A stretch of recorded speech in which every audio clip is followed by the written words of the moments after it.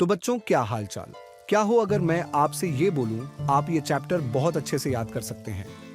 तो आइए देखते हैं। नगर में एक ऊंचे स्तंभ के ऊपर एक सुंदर बुत लगा हुआ था। यह प्रसन्नचित्त राजकुमार का बुत था। वह सोने की पत्तियों से ढका था। इसकी आंखें नीलम से बनी थीं और इसकी तलवार की मूठ पर एक लाल माणिक जड़ा हुआ था। प्रसन्नचित्त राजकुमार जब जीवित था तो यह एक खुशी भरे महल में रहता था और वह सदैव प्रसन्न रहता था। उसे पता नहीं था कि आंसू क्या होते हैं, इसलिए उसके दरबारी उसे हैप्पी प्रिंस, प्रसन्नचित्त राजकुमार कहा करते थे। उसकी मृत्यु के बाद उसका बुत इतनी ऊंचाई पर स्थापित किया गया कि उसे नगर में रहने वाले सभी लोगों का दुखी जीवन स्पष्ट दिखलाई देता था। जब वह यह सब देखता तो उसकी आंखों में आंसू भर आते। वह गरीबों की सहायता करना चाहता था, किंतु बेबस था, क्योंकि उसके पांव बुत की चौकी के साथ बंधे हुए थे। फिर भी उसने एक छोटे पक्षी के माध्यम से जरूरतमंदों की सहायता की। राजकुमार ने एक अबाबील को अपने पैरों के मध्य विश्राम करते देखा। उसने अबाबील से कहा कि दूर एक गली में किसी गरीब का घर था। एक निर्धन स्त्री वहां रहती थी। उसका पुत्र बीमार था, उसे बुखार था और वह संतरे खाना चाहता था। लेकिन निर्धन स्त्री के पास संतरे खरीदने के कोई पैसे नहीं थे। राजकुमार ने अबाबील से कहा कि वह उसकी तलवार की मूठ से माणिक उखाड़ा कर ले जाए और निर्धन स्त्री के पास पहुंचा दे। अबाबील ने वैसा ही किया और माणिक को ले जाकर निर्धन स्त्री के पास रख दिया। उसने लड़के के माथे पर अपने परों से पंखा भी किया। इसके बाद राजकुमार ने अंधेरे कमरे में बैठा हुआ एक युवक देखा।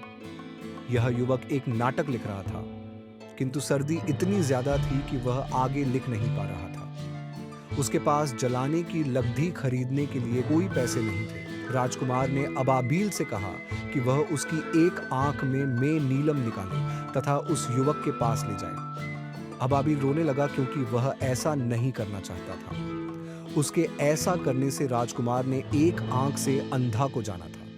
किंतु राजकुमार ने अबाबील को आदेश दिया कि वह ऐसा ही करे और नीलम को निकालकर उस युवक के पास ले जाए, ताकि वह जलाने की लकड़ी खरीद सके और फिर अपना नाटक लिखकर पूरा कर सके। दूसरे दिन राजकुमार ने अबाबील को बताया कि माचिस बेचने वाली लड्डकी की माचिस की डिब्बियां एक नाले में गिर गई थी। वह रो रही थी, क्योंकि वह डरती थी कि यदि वह कुछ पैसे घर नहीं ले जाएगी, उसका पिता उसे पीटेगा। प्रसन्नचित्त राजकुमार ने अबाबील से कहा कि वह उसकी दूसरी आंख का नीलम निकालकर उस नन्ही गरीब लड़की के पास ले जाए। अबाबील ऐसा नहीं करना चाहता था, क्योंकि उसके ऐसा करने से राजकुमार ने पूरा अंधा हो जाना था। किंतु राजकुमार ने अबाबील को आदेश दिया कि वह उसके कहे अनुसार नीलम को गरीब लड़की के पास ले जाए।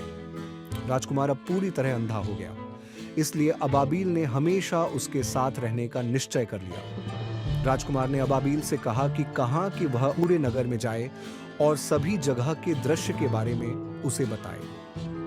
अबाबील ने राजकुमार को सूचित किया कि गरीब लोग बहुत दुखी जीवन व्यतीत कर रहे हैं। राजकुमार ने अबाबील से कहा कि उसके बदन की सोने पत्तियां एक एक करके गरीबों के लिए ले जाए। अबाबील ने वैसा ही किया। गरीब बच्चों को अब खाने के लिए भोजन मिलने लगा। वे हंसने लगे और गलियों में खेलने लगे। उनके चेहरे गुलाब की तरह खिल गए। लेकिन सारा सोना उतरने के बाद राजकुमार का बुत अब बदसूरत लगने लगा। उसी शीत ऋतु में अबाबील की मृत्यु हो गई। उसका मृत शरीर राजकुमार के पैरों में जा गिरा।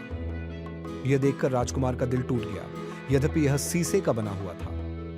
अगली सुबह जब नगर का मेयर उधर से गुजरा तो उसने उस भद्दे बुत को देखा। उसने तुरंत उसे गिराने का आदेश दे दिया। बुत को एक भट्टी में पिघला दिया गया, लेकिन टूटा हुआ दिल न पिघल सका।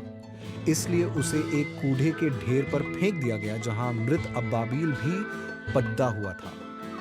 ईश्वर ने अपने दूतों में से एक दूत को भेजा कि वह उस नगर की 2 सर्वाधिक मूल्यवान चीजें चुनकर लाए। दूत ने उस शीशे के दिल को तथा मृत अबाबील को चुना। ईश्वर दूत से बहुत प्रसन्न हुआ। उसने कहा कि दूत का चुनाव बिल्कुल सही था। ईश्वर ने इन दोनों को अपने स्वर्ग में स्थान प्रदान किया। ईश्वर ने कहा कि छोटा पक्षी उसके बाग में गाया करेगा और प्रसन्नचित्त राजकुमार हैप्पी प्रिंस उसके सुनहरे स्वर्ग की प्रशंसा किया करेगा।